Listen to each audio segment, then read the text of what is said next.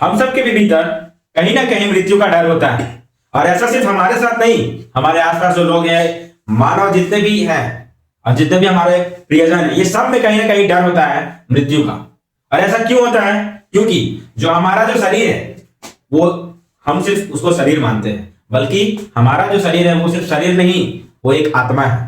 जबकि आप जानते हैं कि आत्मा जो है हमेशा अमर होता है और शरीर जो है एक दूसरे में, एक जगह से दूसरी जगह जाता है, यानी कि बदलता है। जैसे हमारा जो कपड़ा हम जो पहने हुए रहते हैं वो पुराना हो जाता है तो हम लोग बदल देते हैं, वैसे ही शरीर भी जो हमारा है एक जगह से किसी और जीव में प्रवेश करता है। लेकिन अगर हम खुद में ये मान ले, खुद को ये समझ ले कि अगर जब हम लोग रात को सोते हैं तो हमारे मन में एक मृत्यु का जैसा डर बना हुआ होता है, लेकिन जैसे ही सुबह होती है फिर से हम अपने आप को वैसे ही जगह पाते हैं।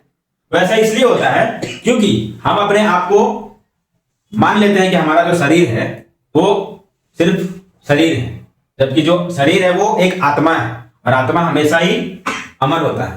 इसके बाद हम लोग जानते हैं, समझते हैं कि जो ज्ञान होती है हम लोग की हमेशा की जिंदगी में क्या महत्वपूर्ण रखती है। देखिए, ये सब कुछ जानते हैं हम लोग कि जो आत्मा होती है वो अमर होती है, अजर होती है, वो सिर्फ शरीर बदलती है। तो जब किसी की मृत्यु हो जाती है अपने करीबी की, तो हम लोग दुख क्यों होते हैं? हमें दुख नहीं होना चाहिए। हमें हमेशा अपने माइंड में ये रखना चाहिए कि जो गया, जिसकी मृत्यु हुई, उसकी सिर्फ शरीर ये हुई है, आत्मा तो वही है। आत्मा तो अमर होती है ना, सिर्फ तो शरीर चेंज हुई है ना, आत्मा दूसरे शरीर में प्रवेश कर चुकी है और उसकी जो यादें हैं वो हमेशा आपसे जुड़ी हुई भी है। हाँ, एक क्षण कमी लगती है कि वो इंसान होता तो ऐसा होता, तो ऐसा होता, ये सब कमी लगती है। लेकिन अगर आप अपने माइंड में ये सेट करके रख ले, अपने माइंड में बैठा ले कि उस इंसान की मृत्यु कहां हुई है, उसकी तो सिर्फ आत्मा नहीं की शरीर छोड़कर, वो आत्मा तो अमर है ना। आत्मा तो जैसे हम लोग डेली कपड़ा चेंज करते हैं वैसे ही आत्मा को भी है, आत्मा भी तो चेंज करेगी ना। आत्मा के लिए शरीर ही कपड़ा है, उसको भी नया कपड़ा चाहिए, इसलिए वो शरीर चेंज करती है। और जो जीवन, अभी के जीवन में हमें सबसे पहले ना अपने आत्मा को पहचानना चाहिए। अपने अंदर आत्मा को पहचानना सबसे महत्वपूर्ण रखता है अभी के समय में। देखिए, ज्ञान से हर चीज नहीं मिलता।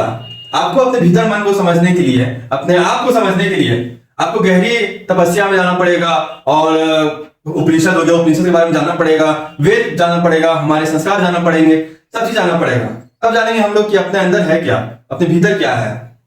और आखिरी बात यह है कि भगवान को याद करना, तपस्या करना, भगवान में लीन हो जाना, वो आपको भीतर मन से बहुत शांति पहुंचाता है। भीतर मन से आपको बहुत शांति ही महसूस करवाएगा। ऐसा लगेगा भगवान आपके सामने समक्ष आ गए हैं, प्रकट हो चुके हैं और आप पूरी तरह से भगवान में लीन हो जाइएगा। और आपकी जो जीवन है, जीवन शैली जो है ना, पूरी तरह से बदल भी जाएगी, पूरी तरह से चेंज हो जाएगी। आपकी जो लाइफ अभी जी रहे हैं ना, उस टाइम पूरी बदल जाएगी। तो आपको ये हमारा वीडियो कैसा लगा? हमने इसका फर्स्ट पार्ट भी बनाया और इसका ये सेकेंड पार्ट था। ये हमारा वीडियो का समाप्ति है, लेकिन आपने इस वीडियो से क्या सीखा, आपको ये स्टोरी कैसा लगा वो आप हमें कमेंट करके जरूर बताएं। और आप अभी तक नहीं समझे हैं तो खुद को समझ जाइए कि हमारा आत्मा जो है वो क्या चीज है। यानी कि अगर हम अपने आप को समझ जाए कि जो हमारा जो शरीर है वो सिर्फ शरीर नहीं, आत्मा है, और आत्मा हमेशा अमर रहता है, युगों युगों तक अमर रहता है। आत्मा कभी भी मरता नहीं। अगर ये बात अगर आप मान लें तो आप एक बहुत ही अच्छे इंसान। तो आपको इस वीडियो से क्या समझ में आया वो हमें कमेंट करके जरूर बताएं। और आपको, अगर आप हमारे चैनल पे नए हैं तो हमारे चैनल को लाइक करें, सब्सक्राइब करें, हमारे कमेंट में जवाब देकर बताएं कि और आप इस वीडियो से क्या सीखें। तो मिलते हैं अगले वीडियो में, तब तक के लिए आप सभी को जय श्री राम। जय श्री राम।